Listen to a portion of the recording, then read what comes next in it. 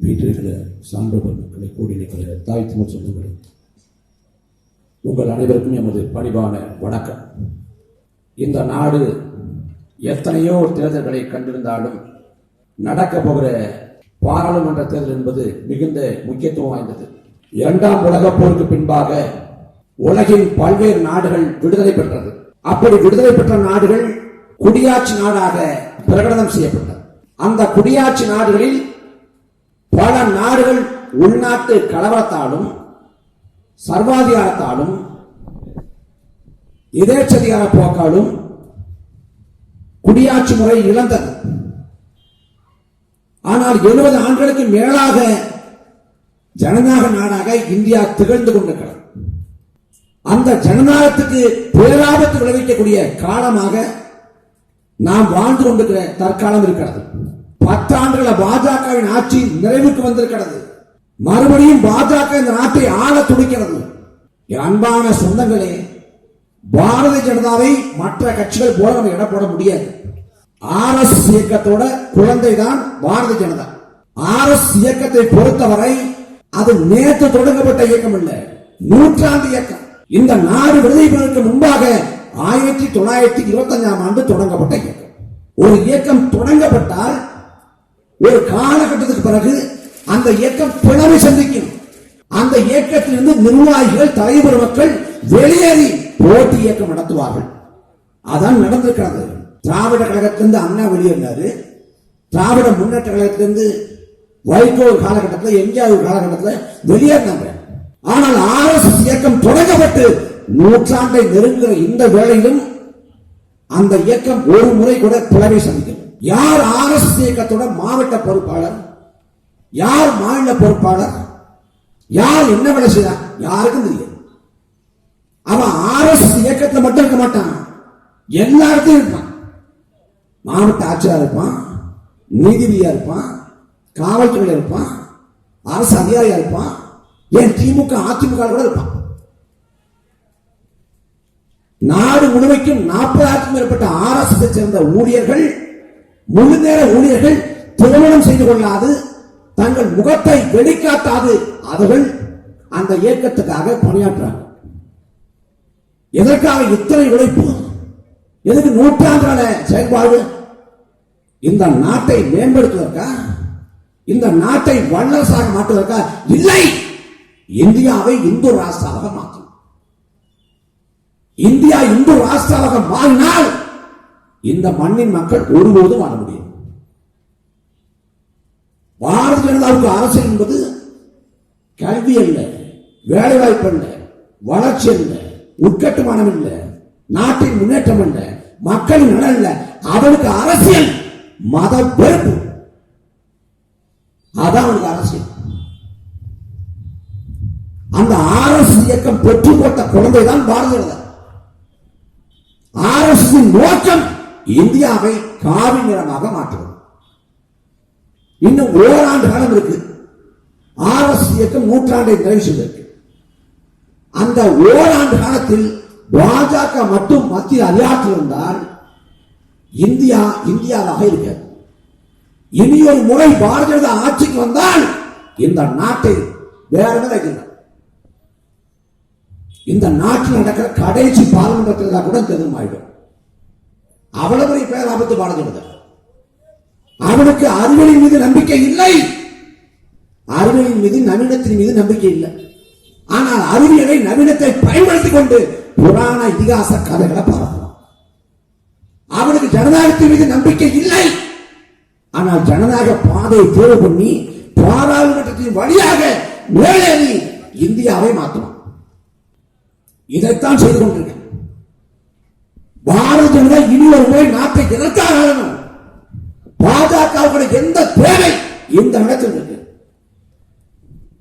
ஐயா மோடி சொல்றாங்க 10 ஆண்டுகள் ஆட்சிங்கிறது சும்மா ட்ரெய்லர் தான், மெயின் பிக்சரை இனிதான் பார்க்க போறீங்க. இந்த ட்ரெய்லருக்கே இந்த பாடு. இனி மெயின் பிக்சரை பார்த்தா நாம சுடுகாட்டுக்கு போக வேண்டியது. 2014 நரேந்திர மோடி பாரதிய ஜனதாவின் சார்பாக பிரதமர் வேட்பாளராக அறிவிக்கப்படுறார். அன்னைக்கு நாடு முழுக்க பரப்புரை செய்யப்படுது. என்ன பரப்புரை? குஜராத் மாடல், குஜராத் வளர்ச்சி பெற்ற மாநிலம், குஜராத் போலவே இந்தியா வளர்ச்சியடைய வேண்டும் என்றால் பாஜகவுக்கு வாக்கு செலுத்துங்கள். நரேந்திர மோடி வளர்ச்சியின் நாயகன், நரேந்திர மோடியை ஆதரியுங்கள். சுதந்திர இந்தியாவில் பார்க்காத அளவுக்கு மிகப்பெரிய வளர்ச்சியை மோடி பெற்றுக் கொடுப்பார் என்று பேசினார்கள். நரேந்திர மோடி நாடு முழுக்க 4000 பொதுக்கூட்டங்களில் பேசினார். 60 ஆண்டு காலம் காங்கிரஸ் வாய்ப்பு கொடுத்தீங்க, 60 மாதம் பாஜகவுக்கு வாய்ப்பு கொடுங்க. நான் ஏழை தாயின் மகன், வறுமை உணர்ந்தவன், ஏழ்மை உணர்ந்தவன், பசி பஞ்சத்தை அறிந்தவன். நான் நாட்டை மாற்றி காட்டேன். நரேந்திர மோடி 2014 சொன்னார், பாரத ஆட்சிக்கு வந்தால் இந்தியா முழுக்க பதுக்கி ஒதுக்கி வைத்திருக்கக்கூடிய கருப்பணத்தை எல்லாம் மீட்டெடுத்து ஒவ்வொரு இந்திய குடிமையின் வங்கி கணக்கிலும் தலா 5 லட்சம் போட வேண்டும். விவசாயிகள் பாடுபடுறாங்களா? விவசாயிகளை குறைந்தபட்ச ஆதரவுகளை உறுதிப்படுத்துவேன். விவசாயிகளின் லாபத்தை இரட்டிப்பு மடங்காக பெருக்குவேன். லஞ்சம் இல்லாத சமூகம் படைப்பேன். ஆண்டொன்றுக்கு 2 கோடி பேருக்கு வேலைவாய்ப்பை பெற்றுத் தருவேன். இப்படி ஏகப்பட்ட வாக்குறுதிகளை 2014 மோடி சொன்னாங்க, கொடுத்தாங்க. இன்னைக்கு 2024 இருக்கிறோம். 10 ஆண்டுல மோடி ஆட்சி எந்த வாக்குறுதி நிறைவேற்றிருக்காரு? பாரதிய ஜனதா ஆட்சியிலே கருப்பணம் ஒழிக்கப்பட்டிருக்கிறதா? கருப்பணம் இல்லாத, லஞ்சம் இல்லாத, ஊழல் இல்லாத சமூகம் படைக்கப்பட்டிருக்கிறதா? இல்லை. கருப்பணத்தை பதுக்கும் ஒதுக்கும் எவன் வைத்திருக்கிறானோ அவன் கொடுத்த காசை தான் பாஜக இயங்கிக் கொண்டிருக்கிறது. மறுக்க முடியுமா? முதல்ல என்ன சொன்னாங்க? நாங்க வந்தோம்னா கருப்பணத்தை எடுத்து ஒவ்வொருத்தர் பேங்க் அக்கௌண்ட்ல 15 லட்சம் போட்டு பண்ணேன். நாட்டு மக்கள் நம்பி தொலைச்சு ஓட்ட போட்டு விட்டேன். ஓட்ட போட்ட பிறகு முதல் 2 மாசம் வைக்கிறாங்க, ஐயா கருப்பணத்தை விட்டுவீங்களா, 15 லட்சம் பணத்தை பேங்க் அக்கௌண்ட்ல போட்டுவீங்களான்னு. ஒண்ணு கவலைப்படாதீங்க, எல்லாரும் பேங்க் அக்கௌண்ட்லயும் டெபாசிட் பண்ணணும்னா. ஒரு 6 மாசம் ஆச்சு. ஐயா இந்த 15 லட்சம் பணத்தை போட்டுவீங்களா, வந்துமா? வந்துகிட்டே கவலைப்படாதீங்க. 8 மாசம் ஆச்சு. கொஞ்சம் கஷ்டம் போல தெரியுதே, இழுத்தான். 10 மாசம் ஆச்சு. அதை நீங்க உண்மை நம்பிட்டீங்களா? மோடி அப்படிதான் சொல்லலையே. மோடி சும்மா ஜாலிக்கு சொன்னாரு. நீங்க ஏன் சீரியஸா எடுத்துக்கிட்டீங்க? யார் சொல்றா? பாஜகவை சேர்ந்த தலைவர் ஐயா அமித்ஷா. அது எலெக்ஷன் ஜூம்லா தேர்தலுக்காக சொல்லப்பட்ட தந்திரம். மோடி தனக்கே உரித்தான பாணியில் சுவாரஸ்யமாக அதனை சொன்னார்கள். அப்ப கருப்பணத்தை விட்டு ஒவ்வொருத்தரும் பேங்க் அக்கௌண்ட்ல 15 லட்சம் போறவங்க எல்லாம் போடா. நிதின் கட்காரி பாஜகவில் முதன்மையான தலைவர். அவர்கிட்ட கேட்கிறாங்க, எங்க ஏகப்பட்ட வாக்குறுதியை கொடுத்தீங்களே, ஏங்க ஒரு வாக்குறுதி கூட நீங்க நிறைவேற்றாங்க? நிதின் கட்கரி மனந்தன் சொல்றாரு. அதாவதுங்க, நாங்க வெற்றி பெறும் நாங்க நினைக்கல, சும்மா வாயில இருந்தவரை அடிச்சு விட்டோம். மக்கள் ஓட்டு போட்டு பிரதமர் ஆக்கிட்டாங்க. என்ன பண்ணு தெரியுங்க? யார்? நிதின் கட்கரி. இதான் பாஜக லட்சணம். அந்த பாஜக மறுபடி நாட்டாளணுமா?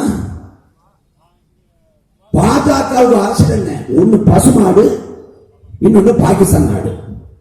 இதை விட்ட பாஜக அரசியலே கிடையாது. இப்ப தேர்தல் நெருங்குது.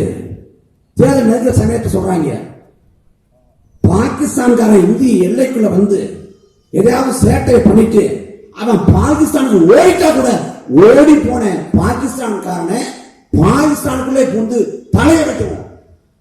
சரி, பாகிஸ்தான்காரனை வந்து பாகிஸ்தானுக்குள்ளே புகுந்து தலையை வெட்டுவேன். சரி, இந்த சீனாக்காரருக்கானே அதை பத்தி உங்க கருத்து என்ன? அதை பத்தி மட்டும் கேள்வி கேட்க. ஏன்னா இவன் வீரம், இவன் ரோசம், இவன் கோவம் எல்லாமே பாகிஸ்தான் மட்டும்தான். சீனான்னா வாய் திறக்க மாட்டேன். ஆனா சீனாக்காரன் என்ன பண்றான்? இந்திய எல்லையை ஆக்கிரமிக்கிறான். இந்தியாவில் இருக்கக்கூடிய ஒரு மாகாணம், மாநிலம் அருணாச்சல பிரதேசம். அந்த அருணாச்சல பிரதேசத்தை எங்கள் நாட்டில் ஒரு பகுதி என்று சொந்தம் கொண்டாடுது சீனா.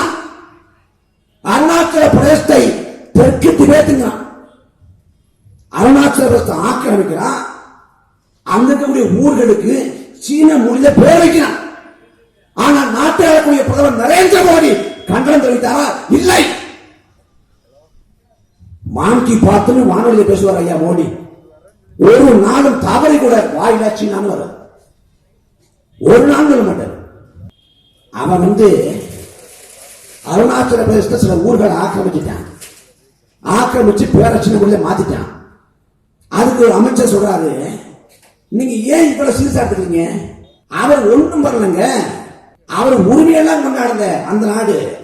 அவங்க சும்மா பேரை மாத்திருக்காங்க, ரொம்ப சீரியஸா இருக்காங்க. இது ஒரு அமைச்சர். இன்னொரு அமைச்சர் சொல்றாரு, அருணாச்சல பிரதேசத்தை குத்தகைக்கு எடுத்துட்டோம், குத்தகைக்காக பார்த்துட்டு போறேன், அதுக்கே இவ்வளவு கஷ்டப்படுறீங்க. யார் சொல்றா? இது இன்னொரு அமைச்சர். ஆனா பாகிஸ்தான் பாயினா 56 இன்ஜின் நான் நினைச்சிட்டேன். 56 இன்ஜின் பறந்த மாறு போல இருக்குன்னு. கடைசியா தெரியுது வாய் எல்லாமே வாய் ஜாலம் தான்.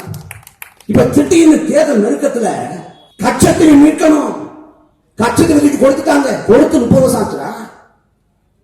திடீர்னு உருளுதான் சாய்தாங்கிற மாதிரி இன்னைக்கு கச்சத்தீவை மீது வாசம் வருது. இதே பாரதிய ஜனதா ஆட்சி காலத்திலே மீனவர்கள் தாக்கப்படுறாங்க. இந்திய எல்லைக்குள்ள வைத்து பிச்சோங்க மீனவன் கொலை செய்யப்பட்டான், ராஜேந்திர மீனவன் கொலை செய்யப்பட்டான். நடுக்கடலை வச்சு அடிக்கிறான், சித்திரவதை பண்றான், நிர்வாணப்படுத்துறான்.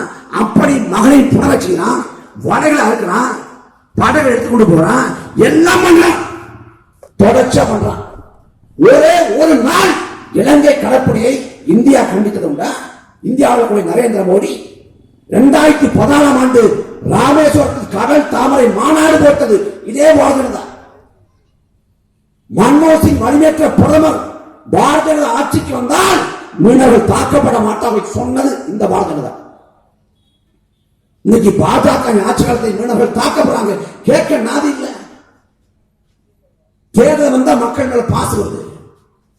2019 தேர்தல் நெருக்கத்தில் ஐயா மோடி சொன்னாங்க, என்ன பிரதமர் சொல்லாதீங்க. சரி, வாயில வரத சொல்லிடலாமா? அது சொல்ல மாட்டேன். அப்ப என்ன சௌகிதார் சொல்லுங்க. சௌகிதார் அது என்னங்க? சௌகிதாரு சௌகிதார்னா காவலாளின்னு பொருள். நான் பிரதமர் இல்ல, இந்த நாட்டை காவலாக்க வந்த காவல்காரன், என்னை காவலாளி சொல்லுங்க. எப்ப? 2019 ஏப்ரல் மாசம், மே மாசம் தேர்தல் முடியுது, காவலாளி வேலை விட்டு போயிட்டு. இப்ப இந்த தேர்தல் நெருக்கத்துல புதுசா ஒரு உலகத்தை எடுக்கிறான். அப்ப ஜவுளிதாரு இப்ப மோடிக்கு பரிவார். அதென்ன மோடிக்கு பரிவார்? மோடியின் குடும்பம். எனக்கு குடும்பம் இருக்கான்னு கேட்கிறாங்க. இந்த நாடே குடும்பம் தான், எல்லாருமே மோடி குடும்பம் தான். இப்ப பிஜேபி மோடி குடும்பம். எத்தனை நாடகங்கள் பாரதிய ஜனதாவோட நாட்டு மக்களுக்கு ஏற்பட்ட நன்மை ஏதாவது இருக்க? இந்தியாவின் அழகு என்பது ஓங்கி உயர்ந்த மலைகள் அல்ல, குறுக்கு நெடுக்குமாக ஓடக்கூடிய நதிகள் அல்ல, இந்த நாடு முறைக்கு கொட்டி கிடக்கக்கூடிய வளங்கள் அல்ல. இந்தியாவின் அழகு என்பது பன்மைத்துவம், வேற்றுமையில் ஒற்றுமைக்கிற முழக்கம். அதை தகர்த்து முடித்து இந்த நாட்டை மதவாத நாடாக மாற்ற முடியும். 2020 நாடு முழுக்க கொரோனா நோய் தொற்று பரவுது, உலகம் முழுக்க கொரோனா நோய் தொற்று பரவுது. உலகத்துக்கு கூடிய பல்வேறு நாடுகள் இந்த நோய் தொற்றிலிருந்து மக்களை எப்படி காப்பது, ஊரடங்கு உத்தரவு போட்டா மக்கள் எப்படி வாழ முடியும், வாழ்வாதாரத்துக்கு பொருளாதாரத்துக்கு என்ன பண்ணுவாங்க என்பது குறித்து உலக நாடுகள் சிந்திக்கிறது. ஆனால் நரேந்திர மோடி அரசு 2020 ஆண்டு ஒரு பரப்புரை செஞ்சது. முஸ்லீம் எல்லாம் HTP கொரோனா பரப்புறாங்க, கொரோனா ஜிகாத். அதனால நீ கொரோனா விட ஆபத்தான முஸ்லீமுக்கு என்று உன்னை தனிமைப்படுத்திக்க. யார் சொல்றா? பாரதிய ஜனதா. நாடு முழுக்க கொரோனா நோய் தொற்று பரவி கொண்டிருக்கிற ஒரு பேராபத்து மிக்க காலகட்டத்தில் கூட மத வெறுப்பு பரப்புரை செஞ்சான். அவன் மத வெறுப்பு பரப்புரை எங்க நிற்குது? மேற்கு வங்கத்தில் ஒரு பூங்கா இருக்குது, அந்த பூங்காவில் 2 சிங்கம் இருக்கு. அந்த 2 சிங்கமும் சேரக்கூடாதுன்னு சொல்லிட்டு பாரதிய ஜனதாவோட இன்னொரு பிரிவாக இருக்கக்கூடிய VHP சேர்ந்த ஒருத்தர் நீதிமன்றம் வழக்கு போடுறாங்க. அங்க கேட்கறாங்க, அந்த 2 சிங்கம் சொன்னா உனக்கு என்ன பிரச்சனை அப்படின்னு. ஒரு சிங்கத்துக்கு பேர் சீதா, இன்னொரு சிங்கத்துக்கு பேர் அக்பர். அக்பர் சீதாவும் சேரக்கூடாது, ராமன் சீதாவும் தான் சேரணும். ஒருவேளை அக்பர் சீதாவும் சேர்ந்துட்டா எங்க மனசு புண்படும், எங்க மனசை புண்படாம பார்த்துங்க. அந்த சிங்கத்துக்கு தெரியுமாடா தான் பேர் சிங்க சீத்தான்னு? அந்த சீத்தா மாட்டுக்கு சொல்றா. எவ்வளவு கேள்வி கொடுத்து யானைக்கு மதம் பிடிக்கும் கேள்விப்பட்டிருக்கோம். பாஜக ஆட்சிக்கு வந்தவனே சிங்கத்துக்கு மதம் பிடிச்சிருச்சு. எப்படிப்பட்ட ஆட்சி? எதை கேட்டாலும் சொல்றான் பாரத் மாதாகி ஜெய், பாரத் மாதாகி ஜெய் முழக்கத்தை முன்வைப்பார்கள். ஆனால் பாரத மாதா நேரில் வந்தால் அவளையும் கற்பழிச்சு கொன்றுனான். எதை பேசுறது இருக்கு? இதே திருப்பூர்ல இன்னைக்கு ஒரு அம்மா கேட்டுக்கிறாங்க, பாஜக சேர்ந்த வேட்பாளர் பரப்புரைக்கு வர்றப்ப நாப்கினோட விலை ஏறி போச்சே அப்படின்னு. பதில் சொல்ல துப்பற்ற நாய்கள் அந்த பெண்ணை தாக்கி இருக்குது. ஏண்டா பாரத் மாதாக்கு ஜெயின்னு முழக்கம் போடுற, மாதவிடாய் காலத்தில் பயன்படுத்தக்கூடிய நாப்கின் விலை ஏறி போச்சா? வாங்க முடியல, அவளை ஏழ்மை வறுமை அப்படின்னு பாதிக்கப்பட்ட பெண் ஒருவர் கேள்வி கேட்டால் அவரை தாக்கணும். ஏன்னா அயோக்கியம் இது என்ன அயோக்கியம்? பாரத மாதான் முழக்கம் போட உனக்கு என்ன தெரிஞ்சிருக்கு? அருகாமலை கேரளாங்கிற மாநிலம் இருக்கு. அந்த கேரளாவில் சபரிமலை கோயிலுக்குள்ள பெண்கள் போகக்கூடாது. பெண்கள் போனா தீட்டு பட்டும் புனிதம் கட்டுங்க. ஆனா கோயிலுக்குள்ள மாரியம் இருக்கா, காளியம் இருக்கா, அவ கோயிலுக்கு உட்கார்ந்துக்கலாம். ஆனா எங்க அக்கா தங்கச்சி எங்க பெரியம்மா சின்னம்மா சபரிமலை கோயிலுக்குள்ள போனா தீட்டு பட்டும் புனிதம் கட்டுறோம். நான் கேள்விப்படுறேன், காஷ்மீர்ல கத்துவாங்கிற பகுதியை சேர்ந்த ஒரு சிறுமி, 7 வயசு சிறுமி, ஒரு பச்சை குழந்தைதான். அந்த பச்சை குழந்தையை கடத்தி கொண்டு போய் காஷ்மீர்ல கோயில் கருவறைக்குள்ள வச்சு ஒரு வாரம் வரைக்கும் வச்சிருந்து அவ கையை ஒடிச்சு காலை ஒடிச்சு முதுகெலும்ப உடைச்சு வலுக்கட்டாயமாக வாயில போதப்பொருளை திணிச்சு ஒரு வாரம் வரைக்கும் வச்சிருந்து கூட்டு பாலியல் குடும்பம் பண்ணா. கூட்டு பாலியல் குடும்பம் எவன் கூட்டு பாலியல் குடும்பம் செஞ்சானோ அவனுக்கு ஆதரவாக இந்தியாவோட தேசிய கொடியை ஏந்தி பாரத் மாதாகி ஜெய் என்று முழக்கம் போட்ட கேடுகட்ட கும்பல் இந்த பாஜக. உத்தரப்பிரதேச மாநிலம் உண்ணாவுங்கிற மாவட்டத்தில் ஒரு இளம்பெண் பாலியல் கொடுமைக்கு உள்ளாக்கப்படுறான். அவன் உயிருக்கு போராடுறான், குட்டுயிர் கொலையுமாங்க. அந்த மாநில அரசு கேக்குது, என்ன கேக்குது? நீ பாலியல் கொடுமை செய்யப்பட்டதுக்கு என்ன ஆதாரம் கேட்கிறேன். அவன் செத்தே போயிட்டா, செத்து போனவட உடலை கூட குடும்பத்தாட்ட கொடுக்காம இவனே கொண்டு அடக்கம் பண்ணி சாம்பல் கொண்டு நீட்டினா. இந்த பொண்ணோட சாம்பல். அந்த பாரதிய தான் பாரத் மாதா ஜெயின் முழக்கம் போட்டு வந்துட்டு இருக்கேன். 2016 ஒலிம்பிக் போட்டி நடக்குது. ஒலிம்பிக்ல இந்தியா பதக்கத்தை பெறல. சீனா, பிரான்ஸ், இத்தாலி, ஜெர்மனி எல்லா நாடுகளும் பதக்கங்களை வாரி குவிக்கிறது. சின்ன சிறிய தீவுகள், குட்டி நாடுகள் அது கூட பதக்கப்பட்டு இடம்பெற்று பதக்கங்களை பெறுது. ஆனா 130 கோடி மக்களை கொண்ட இந்தியாவில் ஒற்றை பதக்கத்துக்கு வழி இல்லை. ஒரு பதக்கத்தை பெற்றுவிட மாட்டோமா என்று ஏங்கி தவித்த வேளையிலே சாக்ஷிக் மாலிக்குற ஒரு மல்யுத்த வீராங்கனை அவங்க வெண்கல பதக்கத்தை பெற்று இந்தியாவோட மானத்தை காப்பாற்றுறாங்க. அந்த சாக்ஷிக் மாலிக்கை நரேந்திர மோடி சொல்றாரு, அவர் இந்தியாவின் மகள் என்று நினைக்கிறார். இந்தியாவின் மகள். பின்னால் அதே சாக்ஷிக் மாலிக் மல்யுத்த சம்மேளனத்தோட தலைவராக பிஜேபி இருக்கான். அவன் பாலியல் அத்துமீறல் ஈடுபடுறான், அவனை கைது பண்ணுங்க அப்படின்னு கோரிக்கிறாங்க. அந்த கோரிக்கை நிராகரிக்கிறது பாஜக அரசு. அந்த பெண் போராடுறாங்க வீதியில் இறங்கி. அதை கண்டுகொள்ள கடைசியாக நான் வாங்கிய பதக்கங்கள் எல்லாம் கங்கை நதிக்கரையில் வீச போறாங்க. விரக்தியுற்று மனம் நொந்து போய் மல்யுத்த விளையாட்டை விட்டு வெளியேறாங்க சாக்ஷிக் மாலி. அன்றைக்கு வாழ்க்கைக்காக இருந்த நரேந்திர மோடி, அமித்ஷாவும் பாரத் மாதாக்கு ஜெயின் முழக்கம் போடுறாங்க. எவ்வளவு அறிவிக்கணும்? மணிப்பூர் மாநிலத்தில் 18 கணக்கான பெண்களை, பழங்குடி இனத்தை சேர்ந்த 18 கணக்கான பெண்களை பாலியல் வன்கொடுமை பண்ண. 2 பெண்களை பாலியல் வன்கொடுமைக்கு உள்ளாக்கி முழுமையாக நிர்வாகப்படுத்தி இழுத்து வந்தான். அந்த இழுத்து வந்த போது வேடிக்கை பார்த்து கொண்டிருந்த இந்த நரேந்திர மோடி, அமித்ஷா அவங்க தமிழ்நாட்டில் பெண்களின் மகத்துவத்தை பேசி இங்க வாக்களிக்கிறாங்க. பாஜக என்ன அரசியல்? எப்போதும் அவனுக்கு எப்போதும் மதம் தான் அரசியல். தமிழ்நாட்டில் பிள்ளையாக பேசிக்கிட்டு இருந்தான். பிள்ளையாக தமிழ்நாட்டில் மார்க்கெட்ல தெரிஞ்ச உடனே மூணு எடுத்துட்டான். நம்மால அவனுக்கு கூச்சமே பட மாட்டான். கூச்சமே பட மாட்டான். அவன் தலைவனை சொல்லி அவன் அப்பனை சொல்லி ஓடி இருக்க மாட்டான். நம்ம அப்பனை தான் அப்பம்மா. அவன் முருகனை பேசுற, நீ தமிழ்நாட்டில் ராமனை பேசுவாடா. நீ சரியான ஆண்மகன் என்றால் உன் ராமனை கொண்டு தமிழ்நாட்டில் வட. ஏன் எங்க முருகனை பேசுற, ஏன் எங்க சிவனை பேசுற? உன் ராமர் எடுத்துருந்தா தமிழ்நாட்டில் தெருவோடி போக வேண்டியது. அதனால முருகன் எடுத்து வர்றது. தமிழ்நாட்டில் வெற்றிவேல் வீரவேல், தமிழ்நாட்டில் வெற்றிவேல் வீரங்கிற மோடி கேரளாவை சொல்லுவார, அங்க பரப்புரை போறப்ப அங்க சாமியே சரணமைப்பான். அங்க சாமியே சரணமைப்பாங்கிற நரேந்திர மோடி மகாராஷ்டிரா போனா கனவிதா தான் மோடியா. அந்த பக்கம் மேற்கு வங்காளம் போனா ஜெய் காளி ஓம் காளி. உத்தரப்பிரதேசம் போனா வடக்கம் போல ஜெய் ஸ்ரீராம். பாம்புதிக்கிற ஊருக்கு போனா தடுத்துட்டு தனக்குன்னு வந்துருக்கான். உத்தரப்பிரதேசத்துல மாட்டுக்கை இருந்தா அடிப்பான். கேரளாவுக்கு போனா எனக்கு ஓட்ட போடு, மாட்டுக்கை போனா வீட்டுல தரமா. இதுதான் பாரதிய ஜனதா.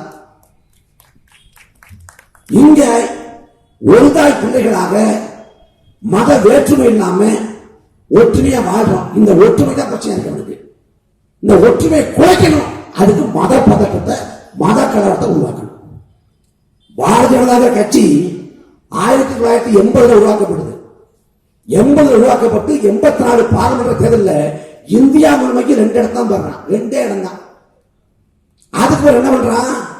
ராம ஜென்ம பூமி, ராமர் பிறந்த அயோத்தியர்களுக்கு வேணும் சொல்லி போராட்டம் பண்றான். அந்த போராட்டத்துக்கு பிறகு 92 100 இடங்களுக்கு மேல பெற்றான். 100 இடங்களுக்கு மேல 92 பாபர் மசூதியை இடிச்சான். 96 ஆட்சியை பெற்றான். அந்த அயோத்தியில ராமர் பிறந்தான்னு சொல்றாங்க. அந்த நிலங்கிறது வெறும் 3.25 ஏக்கர். 3.25 ஏக்கரை வச்சுங்க இவ்வளவு நாட்டை பிடிச்சாங்க பாஜக. ராமர் கோயில் கட்டணும், ராமர் கோயில் கட்டணும், நான் கட்டியாச்சு.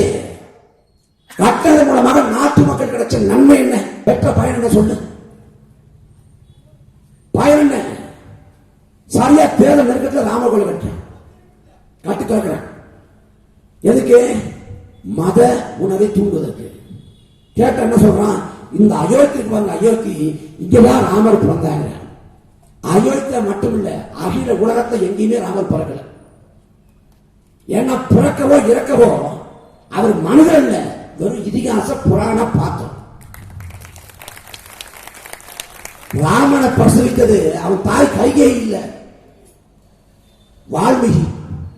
வால்மீகி எழுத்துல பிறந்தான ராமே. அந்த ராமனை கம்பராமாயணத்துல கம்பர் வேற மாதிரி மாத்தாரு. வால்மீகி ராமாயணம் எழுதாரு, திரும்ப அதை தழுவி கம்பர் ராமாயணம் எழுதாரு. கம்பராமாயணம் வேற, வால்மீகி ராமாயணம் வேற. வால்மீகி ராமாயணத்துல ராவணனும் சீதையும் அப்பா பொண்ணு சொல்லப்படுது. ஆனா கம்பராமாயணத்துல வேற மாதிரி இருக்கு. ஒரே கதை. இதை சொல்லி அரசியல் கேட்டா இங்க தாங்க பிறந்தாரு, அயோத்தி தாங்க பிறந்தாரு. எவ்வளவு பெரிய கூத்து! பாகுபலின்னு ஒருத்தன் வாழ்ந்தான், தலை சிறந்த வீரன். அவன் சகோதரன் பல்வாழ்த்தவனை சூழ்ச்சி பண்ணி கட்டப்பா கிட்ட கத்தியை கொடுத்து பாகுபலி முதுல குத்தி கொண்டுட்டான். அந்த பாகுபலி காம்பாங்க, பாகுபலி அவன் பரமகுடியில பிறந்தான். சக்திமான ஒருத்தர் இருந்தான். அப்படி சங்கு சக்கரமே சுற்றுவான். எங்க அநியாயம் இருந்தாலும் அக்கிரமம் இருந்தா ஓடிவான். அந்த சக்திமானு விழுப்புரம் பக்கம் சாத்தூர்ல பிறந்தான். சக்திமானுக்கு சாத்தூர்ல கோயில் கட்டணும், பாகுபலிக்கு பரமகுடியில கோயில் கட்டணும். இப்படி சொன்னா எப்படிப்பட்ட பைத்தியகாரத்தனமோ அப்படிப்பட்ட பைத்தியகாரத்தனம் தான் ராமரு கோயில். இப்ப அதோடு நிக்க போறானா? நிக்க போறது இல்ல. ராமர் இந்த மசூதியில பிறந்தாருல, பாபர் மசூதி இருக்கிற இடத்துல. லட்சுமணன் அதுக்கு அந்த பக்கத்துல மசூதியில பிறந்தார். அனுமார் அதுக்கு பக்கத்துல மசூதியில பிறந்தாரு. விஷ்ணு இந்த பக்கத்துல மசூதியில பிறந்தாரு. ஏண்டா அவங்க ராமர் லட்சுமணா மருத்துவமனை பிறக்காம மசூதியில பிறக்கிறான்? எதுக்கு? அந்த மசூதியை உடைக்கணும், நாடு முழுக்க கலவரத்தை ஏற்படுத்தணும். அந்த மத பூசல்ல வாக்கு வேட்டையாடி ஆட்சியாளத்துக்கு போகணும். இதுதான் திட்டம். 2019 எப்படி ஆட்சி பிடிச்சான்? புல்வாமா தாக்குதல் தேர்தல் நெருக்கத்தில் புல்வாமாங்கிற ராணுவ கட்டுப்பாட்டுக்கூடிய பகுதியில ஒரே ஒருத்த மனித வெடிகுண்டாக 350 வெடிமருந்தோட வெடித்து சிதறி இறந்து போறான். அவனோடு சேர்ந்து 44 ராணுவ இறந்துட்டு போறான். ராணுவ கட்டுப்பாட்டில் இருக்கக்கூடிய பகுதியில, கண்காணிப்பு வளையத்தில் இருக்கிற பகுதியில 350 வெடிமருந்தோட எப்படி ஒருத்தன் வந்தான்? பொறுப்பேற்க வேண்டியவர் அன்றைக்கு உள்துறை அமைச்சராக இருந்த அமித்ஷா. இந்தியாவின் பிரதமர் நரேந்திர மோடி 44 ராணுவங்களை சாவிட்டது இந்த கேடுகட்ட வழக்கு. ஆனா 44 ராணுவம் செத்து போன பிறகு அந்த சாவை வைத்து அரசியல் பண்ணி 2019 ஜெயிச்சான். அந்த புல்வாமா தாக்குதலுக்கு பிறகு இவன் சொல்றான், பாலக்கோடுங்கிற இடத்துல பெரிய தாக்கம் கொடுத்துட்டோம் பாகிஸ்தான் மேல, பயங்கரமா செத்துட்டாங்க. கொஞ்சம் 5% பயங்கரமா செத்துட்டாங்க. சரி செத்து போயிட்டாங்க சொல்லல, செத்து போன உடலை காட்டுறான், பணத்தை காட்டுறான்னா முடிக்கிறான். கடைசியா பார்த்தா பாகிஸ்தான்காரன் போய் ஐநாட்ட கம்ப்ளைண்ட் பண்றான். என்ன கம்ப்ளைண்ட் பண்றான்? இந்தியா மேல இந்தியா சூழலியல் பயங்கரவாதம் செய்யுதுங்கிறான். அது என்ன சூழலியல் பயங்கரவாதம்? ஆள் ஆழம் இல்லாத பொட்டல் காட்டுல குண்டா போட்டா அது பேர் சூழலியல் பயங்கரவாதம். இவன் குண்டலி வீசி வந்துட்டான், அங்க ஆளே இல்லை, அனாமத்தா இருந்திருக்கு. 15 பைன் மரங்களும் ஒரு காக்காய் நிறுத்தி போச்சு. ஆனா இங்க வந்து பாகிஸ்தான் படையில அடிச்சுட்டாங்க. சீனா வந்து அத்துமரான இந்திய எல்லைக்குள்ள இந்திய ராணுவனோட தலை எடுத்துட்டு போனாங்க சீனாக்காரன். அந்த சீனாவுக்குள்ளாக இந்திய ஆற்றிய உச்சபட்ச எதிர்வனை என்ன தெரியுமா? இந்திய எல்லைக்குள்ள வந்து இந்திய ராணுவனோட தலையை வெட்டி எடுத்து போன பிறகு இந்திய ஆற்றிய உச்சபட்ச எதிர்வனை நரேந்திர மோடி செஞ்ச சிறப்பான சம்பவம். போடுறா டிக்டாக்கு தடை போடுறான்னு போட்டு. ஏன் டிக்டாக் வந்து சின்ன அப்ளிகேஷனா ஆப்பா தடை போடுறா அப்படின்னு நான் என்ன பல இடத்த கேட்டேன். டிக்டாக் தடை போட்டா ஜிபி முத்து கவலைப்பட்ட. சீனாதிபர் ஏன்டா கவலைப்பட? அவன் சீனாவிட பேசவே மாட்டான். பாத்தீங்களா, எந்த பாஜக சேர்ந்த ஆளுக்கு ஏற்று முறாங்க ஆண்மை வீரன் கொண்டது வேட்பாளர் அவற்றை கேளுங்க. சீனாவுக்கு நரேந்திர மோடியை வாய்க்க மாட்டேங்கிறாரு. சீனாக்காரனா பின்னாங்கள் பிடல் அடிக்க ஓடுவான். பாகிஸ்தான் அப்படி பாய்வான், சும்மா விட மாட்டாங்க. எல்லாம் ஏமாற்று நாடகம். நீ என்ன பண்ண நாட்டுக்கு? 2016 நவம்பர் 8 2016 நவம்பர் 8 பண மதிப்பிழப்பு அப்படின்னு ஒண்ணு பாரத ஜனதா அறிவிக்குது. 500 தாள் 1000 தாள் சொல்லாதுன்னு நரேந்திர மோடி அறிவிக்கிறார். எதுக்காக சொல்றாரு? கருப்பணத்தை ஒழிக்க போறேன், 50 நாட்கள் ஒழித்துக் கொள்ளுங்கள், 50 நாட்களுக்கு உள்ளாக கருப்பணத்தை ஒழித்து முடித்து விடுவேன். அப்படி கருப்பணத்தை ஒழிக்க முடியாவிட்டால் என்னை பெட்ரோல் ஊற்றி கொளித்து விடுங்கள். யார் சொல்றா? நரேந்திர மோடி. 50 நாள்ல கருப்பணம் ஒழிக்கணும். நரேந்திர மோடியை வந்து பெட்ரோல் ஊற்றி கொளிக்கலாம். ஒரு ஆஃபர் நாட்டு மக்கள் யோசிச்சான். 50 நாள்ல கருப்பணம் ஒழிஞ்சிடும், இல்ல நாட்டை பிடிச்ச பீட சனியை எல்லாம் ஒழிஞ்சிடும். எப்படி பார்த்தாலும் சக்சஸ் நினைச்சிட்டேன். பொறுத்துக்கொண்டான், நாட்டு மக்கள் பொறுத்துக்கொண்டான். பணத்தை செல்லாத வச்சார் ஐயா மோடி. ராத்திரி 8 மணிக்கு 9 மணி அறிவிச்சுட்டு விடியெல்லாம் போட்டு வெளிநாடு போயிட்டார். நாட்டு மக்கள் நடுத்தருக்கு வந்துட்டான். கோடிக்கணக்கான மக்கள் வீதிக்கு வந்தான். தான் கஷ்டப்பட்டு உழைச்சி சேர்த்த பணத்தை அவன் பயன்படுத்த முடியல, பேங்க்ல எடுக்க முடியல, ஏடிஎம்ல எடுக்க முடியல. கால் வெடுக்க மாடைக்கு வந்து 150க்கு மேலான செத்து போனான். பொண்ணோட திருமணம் போய் லட்சக்கணக்கான தந்தைமார்கள் ரத்த கலை வச்சான். அப்பாவோட திருமணம், அப்பாவோட மருத்துவ சிகிச்சை செய்ய முடியாம பல பேர் பல பிள்ளைகள் தவிச்சான். அப்படி நாடு முழுமைக்கு நேரடியாக பாதிப்பு. நாட்டு மக்கள் மீது தொடுக்கப்பட்ட நேரடியான பொருளாதார தாக்குதல். ஆனா நாட்டு மக்கள் பொறுத்துக்கிட்டாங்க. இதுக்கு நாம கஷ்டப்பட்டாலும் பரவாயில்ல, இதுக்கு பிறகு நாட்டில் வந்து லஞ்சம் இல்லாத, ஊழல் இல்லாத, கருப்பணம் இல்லாத ஒரு சமூகம் படைக்கப்படும், எல்லாமே சரியாகும் அப்படிங்கிற நம்பிக்கையில நாட்டு மக்கள் பல்லை கழித்து கொண்டு பொறுத்து கொண்டான். மோடி பண மதிப்பிழப்பை அறிவித்தது. அப்ப ஐயா மோடி என்ன சொன்னாங்க? நான் பணத்தை செல்ல அறிவிச்சுட்டேன், அறிவிச்சது மூலமா கருப்பணம் ஒழிஞ்சிடும், பணக்கார முதலாளிகள் எல்லாம், பணக்கார முதலைகள் எல்லாம் தூக்கம் இல்லாம தவிப்பான், அவன்கிட்ட பணம் செல்லாம போயிடும். அந்த பணத்தை கொடுத்து புதிய பணத்தை வாங்குறதுக்கு அவன் பேங்க்கு வரமாட்டான். ஏன்னா கருப்பணம் வச்சுக்கிறதால வாங்க மாட்டான். அப்ப எப்படி பார்த்தாலும் ஒரு 4 லட்சம் கோடி 5 லட்சம் கோடி பணத்தை மாத்துறதுக்கு ஆள் இருக்காது, அனாமத்தா கிடக்கும். அந்த 4 லட்சம் கோடி 5 லட்சம் கோடியை ரிசர்வ் பேங்க் ஆஃப் இந்தியா பேசி கரெக்ட் பண்ணி வாங்கிட்டு வந்துருவோம். அப்ப 4 லட்சம் கோடி 5 லட்சம் கோடி பணத்தை வச்சு நாட்டை நம்ம வல்லரசா மாத்திருவோம். ஆனா என்னாச்சு? செல்லாத அறிவித்த பணத்துல 99 விழுக்காடு பணத்தை எல்லாரும் வந்து மாத்தி வாங்கிட்டு போயிட்டாங்க. 5 லட்சம் கோடி 6 லட்சம் கோடி பணத்தை மாத்த ஆள் இருக்காதுன்னா மாத்தாத பணம் வெறும் 14,000 கோடி வரவு 14,000 கோடி, செலவு 27,000 கோடி. அப்ப இந்த திட்டத்துக்கு உள்ளே 7,000 கோடி நஷ்டம்.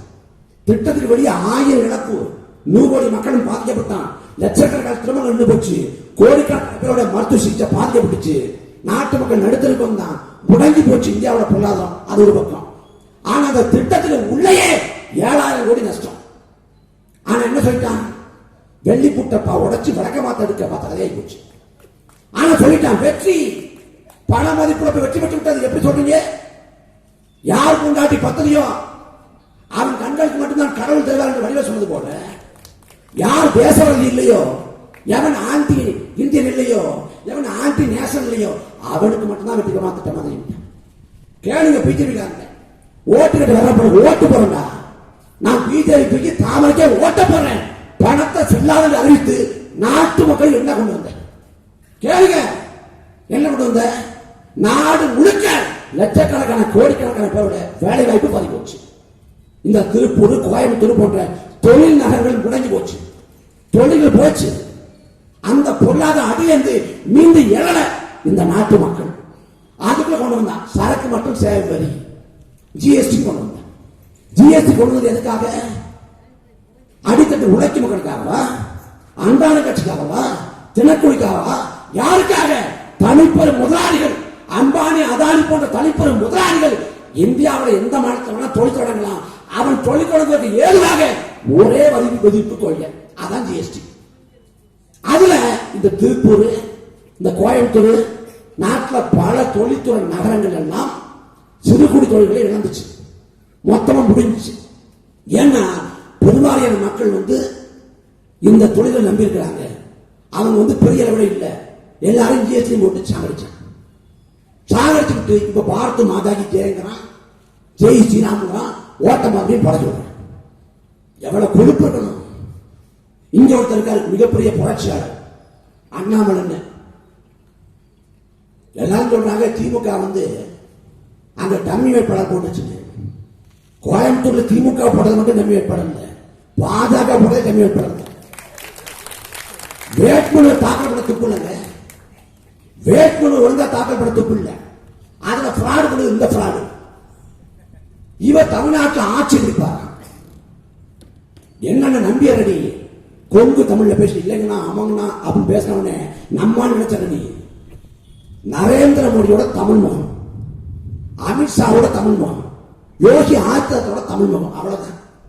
நரேந்திர மோடி மார்வேஷம் போட்டு வந்தா எப்படி வருவாரோ அப்படிதான் அண்ணாமலை.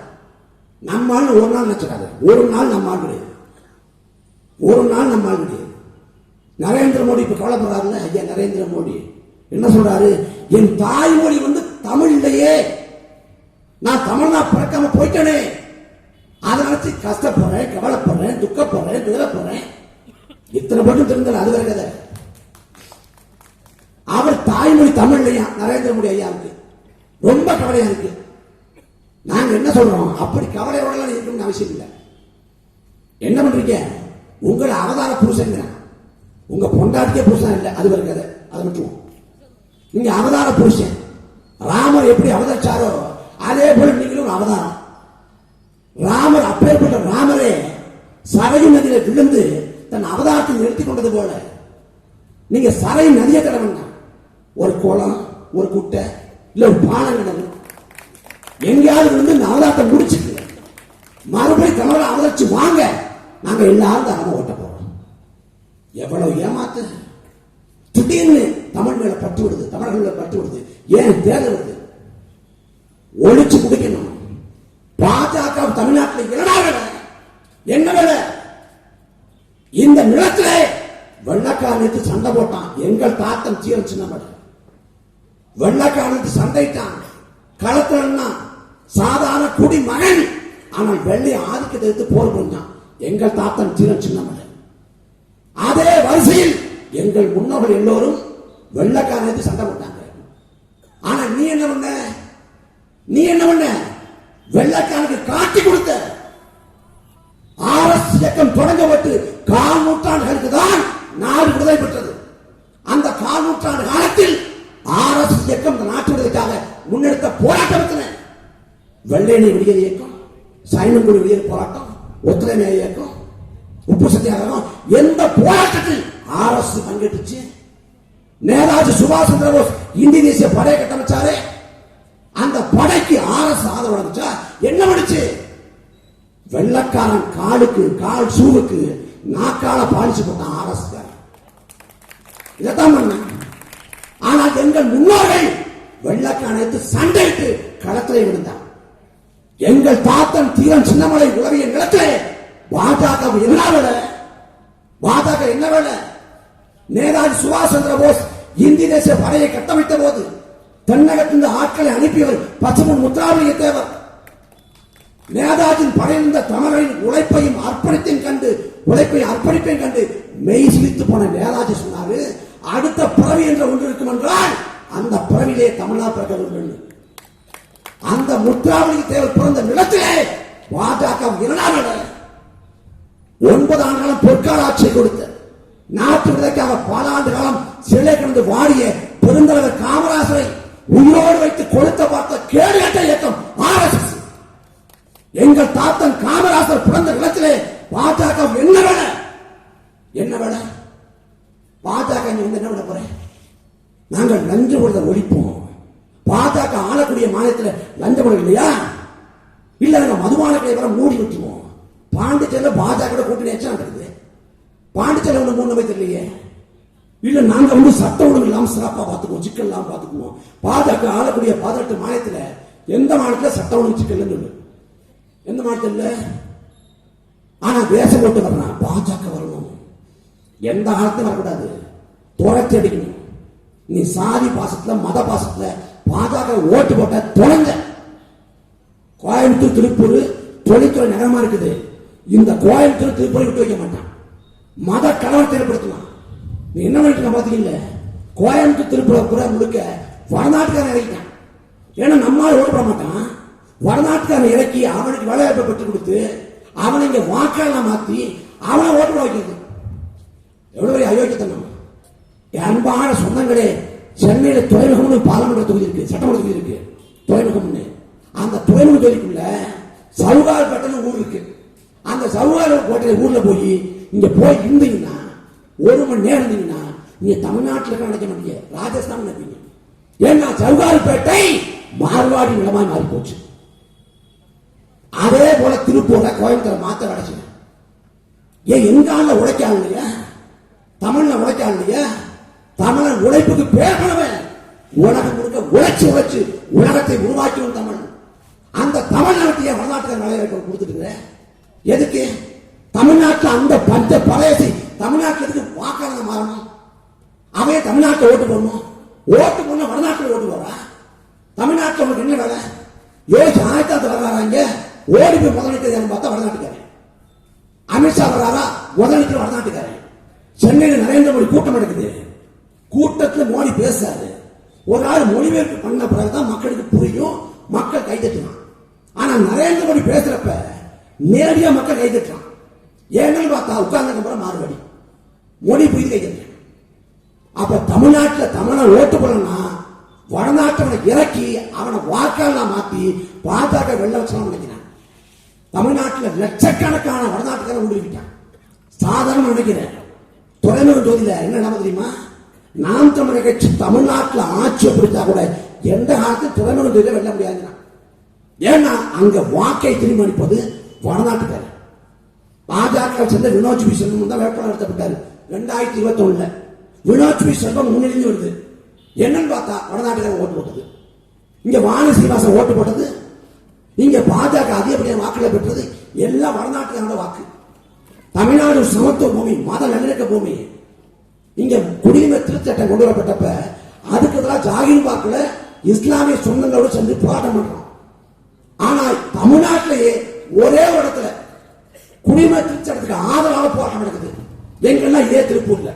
யார் பண்றான்னு பார்த்தா வடநாட்டுக்காரன்.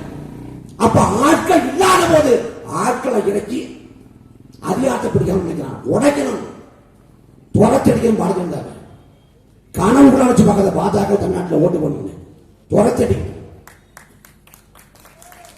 இந்தியாவில் எண்ணற்ற மாநிலம் இருக்கு. குஜராத்ல 7வது முறையா பாஜக ஆளுறாங்க. 7வது முறையா பாஜக ஆளக்கூடிய கால் நூற்றாண்டு ஆட்சி பண்ணக்கூடிய குஜராத்ல கூட பாஜக இந்த எதிர்ப்பு இல்லை. ஆனா தமிழ்நாட்டில் இருக்கு. அது உதாரணம் என்னன்னா 2021 அதிமுக கூட்டணியில பாஜக அங்க வைக்குது. பாஜகவை சேர்ந்த சட்டமன்ற வேட்பாளர்கள் பரப்புரைக்கு போறப்ப மோடி படத்தை அமித்ஷா படத்தை போடாம எம்ஜிஆர் படத்தை ஜெயலலிதா படத்தை போட்டு ஓட்டு கேட்டேன். ஏன்னா மோடி படத்தை அமித்ஷா படத்தை போட்டோம்னா அவன் ஓட்ட போட மாட்டான்னு பயம். சொந்த கட்சி வேட்பாளரை புறக்கணிக்கப்பட்டார் மோடி அமித்ஷா. இந்த நிலைமை இந்தியாவில் எங்கேயுமே இல்லை, தமிழ்நாட்டில் இருக்கு. ஏன்னா தமிழ்நாடு அப்படிப்பட்ட நிலம். இந்த பாஜக பேசுறாங்க ஒரு ஐடியாலஜி, ஒரு கருத்தியல், ஆரிய மேலாதிக்க கருத்தியல். அந்த ஆரிய மேலாதிக்க கருத்தியலை 1000 ஆண்டுகளுக்கு மேலாக சமரசமற்று இருக்கக்கூடிய நிலம் இந்த தமிழ்நாடு. எல்லாத்துக்கும் முன்மாதிரி தமிழ்நாடு தான். இந்தியாவுக்கு முன்மாதிரி முன்னுதாரணம் தமிழ்நாடு தான். அதனாலதான் தமிழ்நாடு கண்ணை உடுத்துது. மறுபடி பாஜக அறுதி பெரும்பான்மையோட ஆட்சிக்கு வந்து என்ன பண்ண தெரியுமா? காஷ்மீர் இந்தியாவோட தலையில இருந்துச்சு ஒரு மாநிலம், சிறப்பு மிக்க மாநிலம். காஷ்மீருக்கு தனி கொடி உண்டு, தனி அரசியல் சாசனம் உண்டு. காஷ்மீர்ல மற்ற மாநிலத்துக்காக போய் நிலம் வாங்க முடியாது, சொத்து வாங்க முடியாது.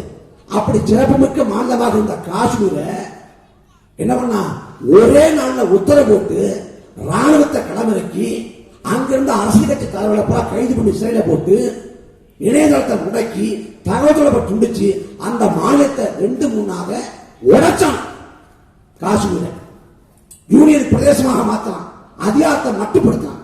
அதே போல தமிழ்நாட்டை உடைப்பான், தமிழ்நாட்டின் பெயரை மாற்றலாம். இந்தியாவின் பெயரை எந்த கூச்சமும் இல்லாம பாரத்தில் மாத்துறேன். இந்தியாவின் பேரை பாரத்தில் மாற்றவனுக்கு தமிழ்நாட்டின் பேரை தட்சிணாபிரதேசம் மாத்த எவ்வளவு நேரம் ஆகும்? தமிழ்நாட்டின் பேரை மாற்றுவான், தமிழ்நாட்டை 2-3 உடைப்பான். உடைச்சி இந்த மாநிலத்தில் கூடிய நம்மகிட்ட கூடிய இந்த குறைந்தபட்ச ஒற்றுமை நிற்பத்தை தடுப்பான். அப்படிப்பட்ட பேராபத்து மேல இருக்க வேலையை வந்து பாரதிய ஜனதா செய்யும். அந்த பாரதிய ஜனதாவை எந்த காலத்தையும் வெள்ள வைக்கக்கூடாது. ஒற்றை வாக்கு கூடாது, ஒற்றை வாக்கு துரத்தி அடிக்கணும். தமிழ்நாட்டில் மட்டும் இல்லை, இந்தியாவில் பாஜக தோற்று போகணும். பேராபத்து. இனிமேயும் இந்த கட்சிகளை ஆட்சியை நம்பக்கூடாது. இவன் எந்த உரிமைக்கா நின்றுருக்கான்? பாரதிய ஜனதா காவிரியில் தண்ணி கட்டு போராட உரிமைக்கா நின்றுருக்கானா? காவிரியில் தண்ணி கட்டி 30 ஆண்டுகளுக்கு மேலாக போராடி கொண்டிருக்கோம். தண்ணி கிடைக்கல. காவிரி நடுவர்மன்றம் சொன்னாலும் சரி, உச்ச நீதிமன்றம் உத்தரப்பட்டாலும் சரி, ஒரு சொட்டு நீரை கூட தர முடியாது. கர்நாடக அரசு சண்டித்தனம் செய்கிறது. காவிரி தண்ணி வராத விளைவாக வாடிய பயிரை கண்டு காண சகிக்காது வயல் மேட்டிலேயே தூக்கு போட்டு சாக தஞ்சாவூர் விவசாயி. அந்த காவிரி உரிமைக்காக பாரதிய ஜனதா பேசுமா? வெள்ளக்காரர் எனக்காக தமிழர்களுக்காக கட்டி கொடுத்த ஆன முல்லை பெரியாற்றன அன்னைக்கு வெள்ளை மாகாணம் நிதி ஒதுக்காத போது லண்டனுக்கு போய் தன் மனைவி நகைக்கு நான் இந்த பூமியில் வந்து போவது ஒரு முறைதான், ஒரு நல்ல காரியம் பண்ண போறோம் சொல்லி தமிழருக்கு அணை கட்டி தந்தான் பெண்ணிக்குங்கிற வெள்ளைக்காரன். அதற்கு நம்பிக்கையாக தேனியில பெண்ணிக்குக்கின் பிறந்த நாளின் போது முளைப்பாறை இழுத்து பெண்ணிக்குக்க தமிழன் போட்டான். அந்த முல்லை பெரியாற்று நீர்மட்டத்தை 152 அடியாக உயர்த்து நாங்கள் போராடுறோம். ஆனா கேரளா சொல்லுது அணையை உடைப்பாங்க. அந்த முல்லை பெரியாற்று உண்மைக்காக பாரதிய ஜனதா பேசுமா? மீன் பிடிக்க போற எங்கள் சொந்தங்கள் ராமநாதபுரத்துல நாகப்பட்டினத்துல நடுக்கடல வச்சு தாக்கப்பட்ட போது அந்த மீனவர் சாவுக்காக பாரதிய ஜனதா பேசுமா? ஆந்திர காட்டுக்குள்ளே கூலிக்கு மரவட்ட போன அப்பாவி கூலி தொழிலாளர்களை செம்மரக்கட்டை கடத்த வந்த கடத்தக்காரர்கள் பழி சுமத்தி ஒரே நாள்ல காக்கை குருவியை சுடுது போல சுட்டு கொன்ற போது பாரதிய ஜனதா பேசுதுண்டா? என்னைக்கு பேசிருக்க? தமிழர் தான் இந்துக்கள், இந்துக்கள் தான் தமிழர் என்றால் ஈழ நிலத்திலே ராஜபக்சேவால் கொண்டடிக்கப்பட்ட 1.25 லட்சம் தமிழர்கள் குறைந்தபட்சம் 1 லட்சம் பேர் இந்து, 1 லட்சம் இந்துக்களை கொண்டடித்தவர் ராஜபக்சே. அந்த நிலத்திலே முருகன் அடிச்சான், சிவன் கோயில் அடிச்சான், இந்துக்கள் நீ சொல்ற மக்களை கொண்டு குடிச்சா. அந்த நிலத்தை இந்து வழிபாட்டங்களை தகர்த்து முடித்துவிட்டு இந்துக்களை கொண்டடித்துவிட்டு திருப்பதி வெங்கடாசபதி கோயிலுக்குள்ளே உனக்கு என்ன வேலை என்று பாஜக கேட்டது உண்டா? கேட்டது இல்லை. அப்புறம் என்ன மயத்து நாம ஓட்டு போடணும்? எதுக்கு பாஜக ஓட்டு போடணும்? கொலைக்கு வந்து கொலைக்கணும். இந்த நிலம் தீரன் சின்னமலை நிலம் என்றால், இந்த நிலம் மானத்தமிழ் மக்கள் நிலம் என்றால் பாஜக குடி தோண்டி தொலைக்கணும், தொலைச்சடிக்கணும்.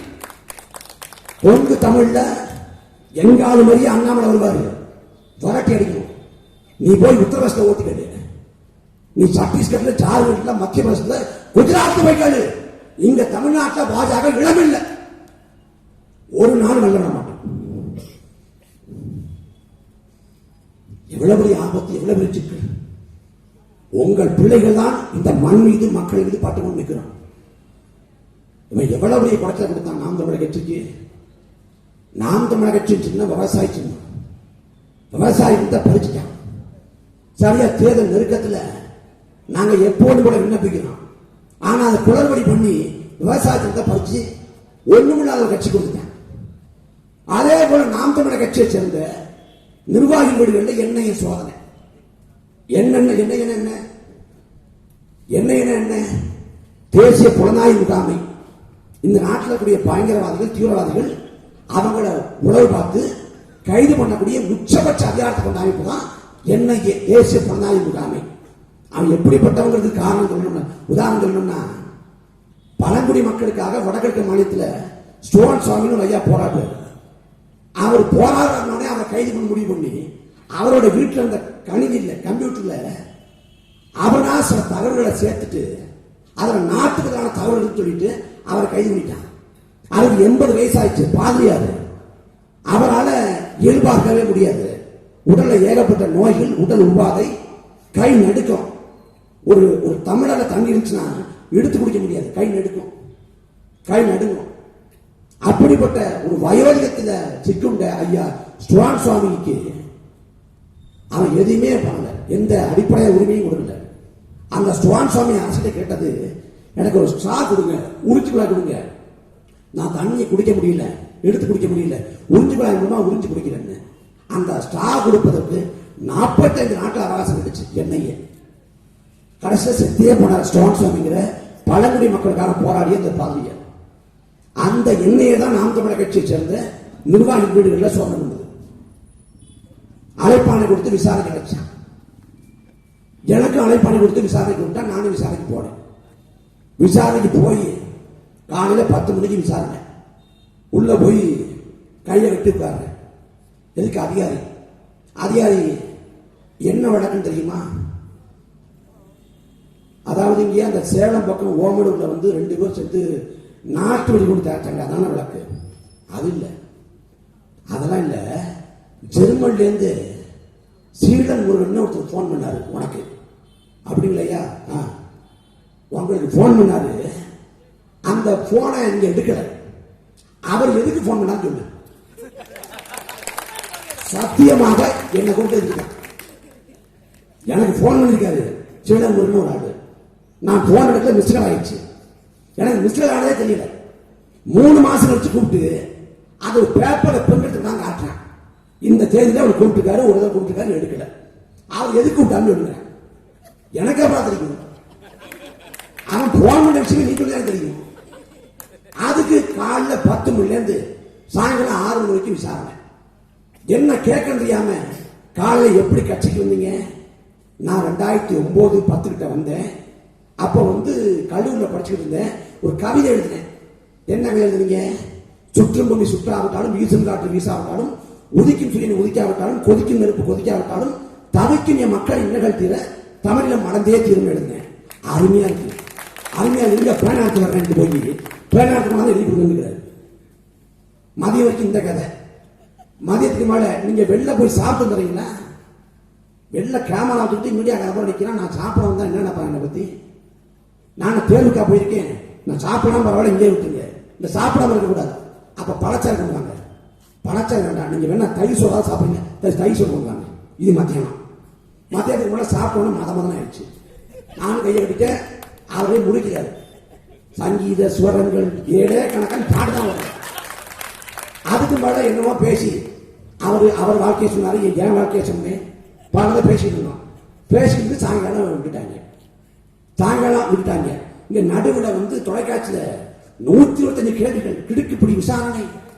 நாம் தமிழக கட்சி முடக்கப்படுகிறதா? நாம் தமிழக கட்சி இருக்கடியா? ஒரு கர்மாந்தம் இல்லை.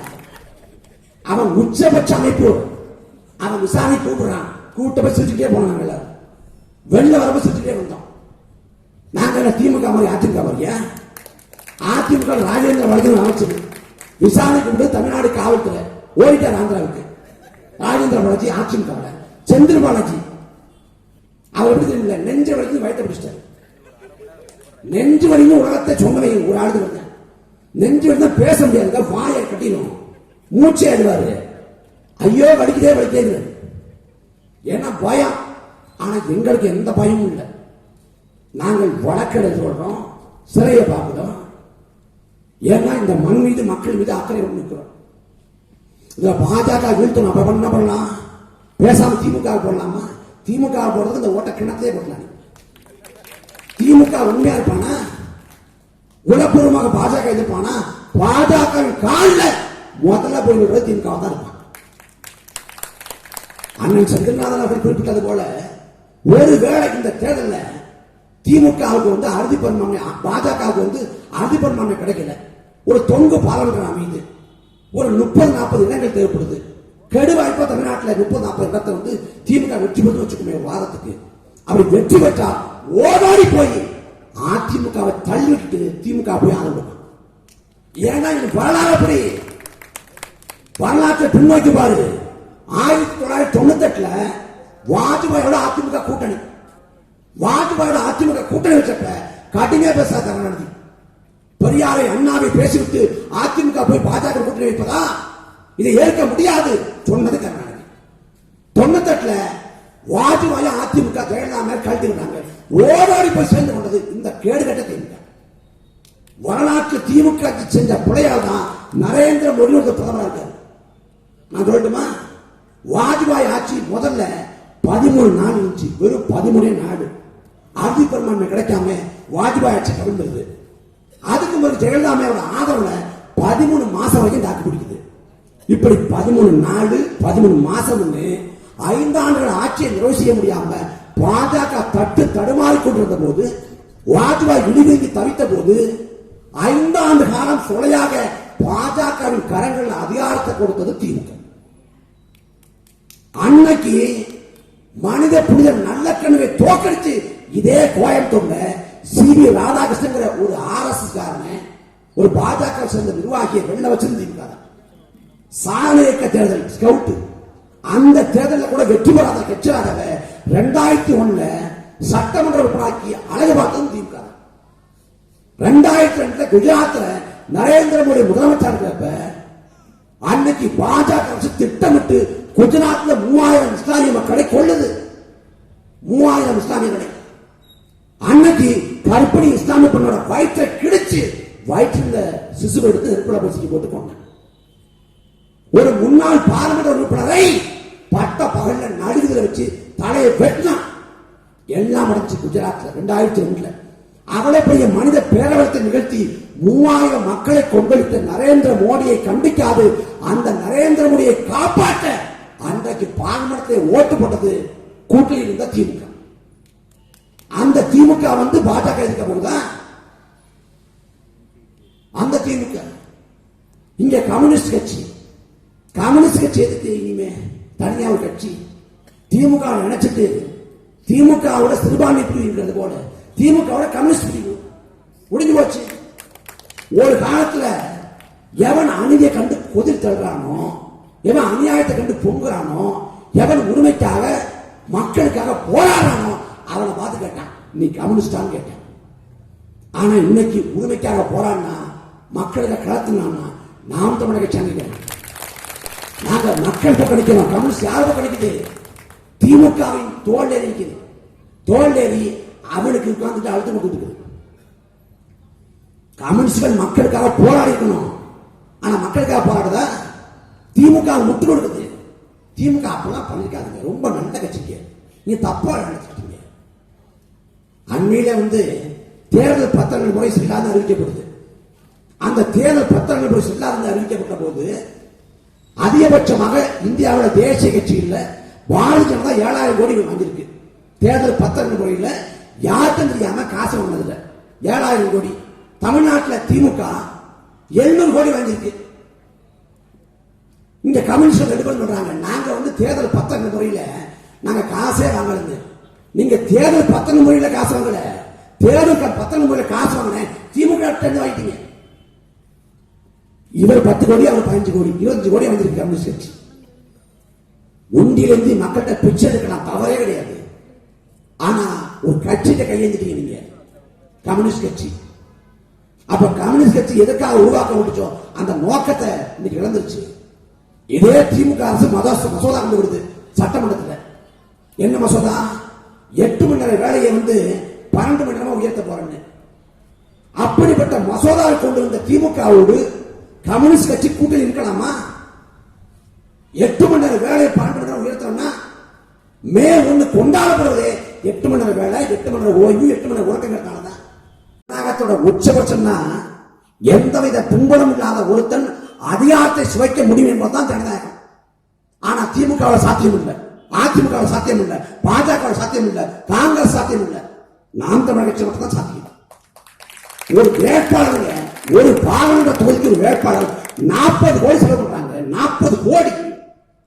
நாம் தமிழர் கட்சிக்கு 2 கோடிக்கு வெளியில மொத்தமாவே காசு இல்ல, பணம் இல்ல, ஊடக வெளிச்சம் இல்ல, அதிகாரம் இல்ல, சட்டமன்ற உறுப்பினர் இல்ல, பாராளுமன்ற உறுப்பினர் இல்ல, எதுவும் இல்லை. ஆனாலும் மக்களுக்காக நிற்கிறோம். நாம் தமிழர் கட்சி நேற்று தொடங்கப்பட்ட இயக்கம் இல்ல, 2010 தொடங்கப்பட்டு 2024 நிற்கணும். 14 ஆண்டுகள் பயணம், சின்ன தடுமாற்றம் இல்ல, சமரசம் இல்ல, நாங்க பேரத்துக்கு அணிபடி இல்லை, அதே கொள்கை உறுதிப்பாடு நிற்கிறோம். 2010 மே 18 நாம் தமிழர் கட்சி தொடங்கப்பட்ட நாள் அந்த மேடையில அறிவிச்சோம், தேசிய கட்சியோடு திராவிட கட்சியோடு கூட்டணி இல்லை, ஒட்டுமுள்ள உறவு இல்லைன்னு. 14 ஆண்டுகள் படிச்சு திரும்பி பார்த்தா அதே நிலைப்பாடு. ஆனா எத்தனை பேர் மாற்றம் பேசிட்டான்? அன்புமணி ராமதாஸ் மாற்றம் பேசினாரு, விட போயிட்டாரு. கமலஹாசனுக்கு டார்ச் சர்டிபிகேட் கொடுத்தாங்க, எடுத்துட்டு அங்க போயிட்டா குடிக்கிறதுக்கு. எல்லாரும் போயிட்டாங்க. நாங்க போனோமா? நாங்க கூட்டணிக்கு போனா குறைஞ்சபட்சம் 1000 கோடி கொடுப்பான், 1000 கோடி. நாங்க திமுக பேச மாட்டோம், திட்ட மாட்டோம்னாலே திமுக கோடி கணக்க கொடுப்பான். ஆனால் அதெல்லாம் உதிர்ந்து விடக்கூடிய மயிருக்கு சமானம் நினைச்சு இந்த மண்ணுக்காக மக்கள் எங்களுக்கு பெரும் நிறைவு, மன நிறைவு, மன நிம்மதி. மக்களுக்காக உழைக்கிறது, மக்களுக்காக போராடுறது. மாமேதி மார்க் சொல்றாரு, வாழ்க்கை மகத்துவமானது மக்களுக்காக உழைக்கும் போது. சேகராக புரட்சியாளர் சொல்றான், என்ன சொல்றான்? அவன் தன் சாவை சொல்றான், தன் சாவு எவ்வாறு இருக்கணும்னு. நம் சாவு ஊர்வலத்திலே போர்ப்பறை முழங்கும் என்றார், போர்க்குள் ஒழிக்கும் என்றார், நாம் விட்டு வைத்த ஆயுதத்தை இன்னொரு கரம் பற்றி எடுக்கும் என்றார். அதே உத்வேகத்தோடு அதே முழக்கங்களை வைத்து ஒரு புதிய இளைஞர் கூட்டம் திரளும் என்றார். அந்த சாவுக்காக நான் போராடுவேன். சாவை விரும்பியிருக்கான் சேகர். அதே போல வங்காளி மாட்டாங்க போராளித்தாய் சொல்றார், மக்களை அரசியல்படுத்தாது, மக்களை அணிதிரட்டாது, இந்த வளங்கள் யாரும் மக்களுக்கு சொந்தமான புரிதலை உருவாக்காது, இந்த வனக்கொள்ளையை தடுக்க முடியாது, நாட்டை மீட்க முடியாது. நாங்க மக்களை அரசியல்படுத்துறோம், மக்களை அணிதிரட்டுறோம், மக்களுக்காக உழைக்கிறோம். எங்களை விட்டுட்டு நீங்க திமுக தான் போடுவேன், இல்ல பிஜேபி தான் போடுவேன், அதிமுக தான் போடுவேன்னா ரொம்ப கஷ்டம். ஒன்றுமே செய்ய முடியாது. திமுக என்ன வேலை பார்த்துட்டு இருக்கான்? 2021 பேசுறது ஒண்ணு, நீ செஞ்சுட்டு இருக்கிறது ஒண்ணு. பாஜக எதிர்ப்பான திமுக தமிழ்நாட்டில் ஒண்ணு பேசுவான், டெல்லியில போய் ஒண்ணு பேசுவான். அவன் எப்படி லெப்ட்ல கை காட்டுவான், ரைட்ல இண்டிகேட்டர் போடுவான், ஸ்ட்ரைட்டா போடுவான். நீ கணிக்கவே முடியும், ஒருபோதும் நினைக்க முடியாது. தமிழ்நாட்டில் பாசிட்ட பாஜக ஒழிக யார் சொல்றா? இது திமுக, இது தமிழ்நாட்டில். டெல்லியில அதே திமுக சொல்லுது போய் பாஜக, பாஜக எங்கள் இனிமையான எதிரிகள், ஸ்வீட் எனிமீஸ் சொல்றது திமுக தான். இங்க தூத்துக்குடி தென்னில் வெள்ளம் ஏற்படுறப்ப உதயநிதி சொல்றாரு, நிர்மலா சீதாராமன் காசு தர மாட்டேங்கிறாங்க, அவங்க அப்பா சொத்தா? திமுக புள்ளச்சு போறான், எப்படிப்பட்ட தலைமை அப்படின்னு. ஆனா டெல்லிக்கு திமுக போகுது, அங்க அனுப்பி வச்சவர் டிஆர் பாலு. அமித்ஷா பார்த்துட்டு வந்து வெளில சொல்றாரு, ஜி வந்து தமிழ்நாட்டு மேல பிடிக்க அக்கறை கொண்டிருக்காரு, கவலை கொண்டிருக்காரு, கரிசனத்தோடு இருக்காரு. இங்க தப்பா நினைக்காதீங்க, அவர் ஒருபோதும் வச்சுக்கல. ஒரு நிதியமைச்சர் நிர்மலா சீதாராமன் போய் பேரிட காலத்துல மக்களை பார்வையிடலாம் பெரிய விஷயம். யார் சொல்றா? அதுவும் திமுக தான், இதுவும் திமுக தான், அதுவும் திமுக தான். திமுக எப்போதும் இரட்டை நாக்கு, இரட்டை வேடம். அதிமுக ஆட்சியத்தை என்ன சொன்னா? மதுபான கடையை மூடணும்னா சொன்னானா? மதுபான கடையை மூட கோரி வீட்டு வாசல கருப்பு கொடி ஏந்தி கருப்புடை எடுத்து குடும்பத்தோட போராட்டம் நடத்தினார் ஸ்டாலின். நடத்தினாரா? நீ திமுக ஆட்சி தானே, ஏன் மதுபான கடையை மூடல? அதிமுக ஆட்சி காலத்துல தூத்துக்குடி மாவட்டம் சாத்தான்குளத்துல ஜெயராஜ் பெண்ணிக்ஸ் 2 பேரு காவல்துறையால கொலை செய்யப்பட்டப்ப காவல் நிலையம் சாத்தான்களை கூடமாக மாறி வருகிறது பேசியது இதே திமுக. ஆனா இந்த திமுக ஆட்சி காலத்துல 20க்கும் மேற்பட்ட காவல் நிலையம் மரணங்கள். அம்பாசமுத்திரத்துல ஒரு காவல்துறை அதிகாரி விசாரணை சிறைவாசிகளா போறவனோட பல்ல புடுங்குறான். அந்த புடுங்கியோட பதவியை புடுங்க முடியல இந்த புடுங்கலால. கேட்டா மிசா காலத்துல காவல்துறையால துன்புறுத்தப்பட்டேன். மிசா காலத்துக்கு பிறகு யாருமே துன்புறுத்தலையா? காவல்துறை அதிகாரிகள் யாருமே துன்புறுத்தலையா? இந்த திமுகவை புரிஞ்சுக்கணும், பாஜக புரிஞ்சுக்கணும். தயவு செஞ்சு ஓட்ட மாற்றி போடுங்க. வரலாற்று தவறப்படாதீங்க. எல்லாம் மாறணும்னு நினைக்கிறோம். எல்லாம் மாறணும்னா வாய்ப்பு நாம் தமிழர் கட்சி மட்டும்தான். கோடை காலம் வருது, எல்லா ஊர்லயும் திருவிழா நடக்கும். கோயில் திருவிழாவில் போய் மாவிளக்கு போட்டு நெய் விளக்கு போட்டு பயனே இல்லை. ஓட்ட நாம் தமிழர் கட்சி போடு, மாற்றி போடு. ஓட்ட திமுகவுக்கும் அதிமுகவுக்கும் காங்கிரஸுக்கும் பாஜக போட்டுட்டு எந்த கோயில போய் நீ நெய் விளக்கு போட்டு மாவிளக்கு போட்டு அன்னக்கு அன்னதானம் பண்ணி நீ உருண்டு பிறந்தாலும் நாடு நாசமா தான் போகும். அது வாய்ப்பு, வாக்கை மாற்றி செலுத்துங்க. பெருந்தலைவர் காமராஜரை கவியரசு கண்ணதாசன் பாடுறாரு, காலத்தின் கடைசி கருணை. காலம் ஒருமுறை கடைசியாக கருணை விட்டு கிடந்தது. அதே போல வரலாறு கொடுத்துக்கிற பெருவாய்ப்பு நாம் தமிழர் கட்சி. 2009 மே 18 இந்த நாளில்தான் கொத்து கொத்தாக மக்கள் கொண்டடிக்கப்பட்டார்கள். ஒட்டுமொத்த நில முழுமைக்கும் பிணக்காடு, ரத்த வாடை, ஒப்பாரி ஓணம், லட்சக்கணக்கான மக்கள் மொத்தமாக செத்து விழுந்திருந்தார்கள். பாலச்சந்திரனை கை கட்டுற தூரத்தில் வச்சு சுட்டு கொன்னா. இசைப்பிரியாவை நிர்வாகப்படுத்தி கூட்டு பாலியல் பண்ணா. எல்லாம் செய்து முடித்துவிட்டு தமிழரை கொன்று முடித்து விட்டோம், தமிழரை வென்று விட்டோம், உங்கள் தேச கனவை சிதைத்து விட்டோம், உங்கள் புலிக்கொடியை தாழ்த்தி விட்டோம், உங்கள் தலைவர் பிரவாகனை கொண்டடித்து விட்டோம் என்று சொல்லி ராஜபக்சே மண்ணை முத்தமிட்டு எக்காலம் விட்டு சிரிச்சான். ஓங்காரமிட்டான். எந்த நாளில் எங்கள் இனம் அழிக்கப்பட்டதாக சொன்னார்களோ அதே மே 18 குறிவைத்து 2018ஆம் ஆண்டு அதே தலைவனை நெஞ்சில் சுமந்து அதே கொடியை ஏந்தி அதே லட்சிய முழக்கத்திற்காக நாம் தமிழர் கட்சி பிறந்தோம். 14 ஆண்டுகள பயணம், அதே உறுதி, அதே கொள்கை உறுதிப்பாடு, அதே வெறி உறுதியோடு நிற்கணும். உங்க பிள்ளைகள் விட்டு நீங்க திமுக அதிமுக போனீங்கன்னா ஒண்ணுமே செய்ய வாய்ப்பு ஒண்ணுதான். இடத்தின் படி தாங்கி மக்களின் பிடி தாங்கி ஒளிவாய் சின்னத்தை இருக்கிறோம். ஒளிவாய் சின்னத்தில் ஒரு வாக்களை தாங்க, மயக்கி சின்னம். நாங்க என்ன பண்ணுவோம்? நீங்க பிரதமர் வேட்பாளர் சூழலையே கேட்கலாம். மேற்கு வங்காளம் மாநிலம் இருக்கு, அங்க மகுவா மைத்ரான்னு திரிணாமுல் காங்கிரஸ்ல ஒரு அம்மா இருக்காங்க.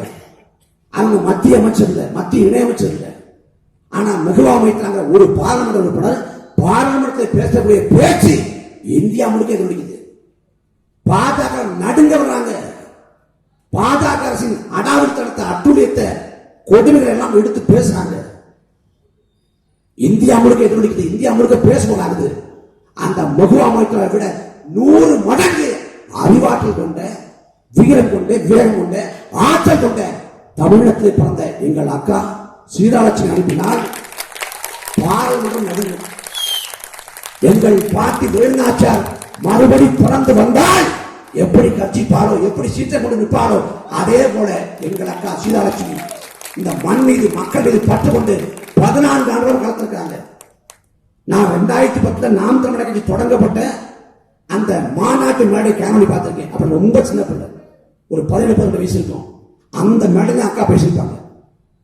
கட்சி தொடங்கப்பட்ட நாள் தொட்டு இன்னைக்கு வரைக்கும் தன்னை அர்ப்பணித்துக் கொண்டு, இந்த மண்ணுக்காக, மக்களுக்காக அர்ப்பணித்துக் கொண்டு களத்தில் இருக்கிறாங்க.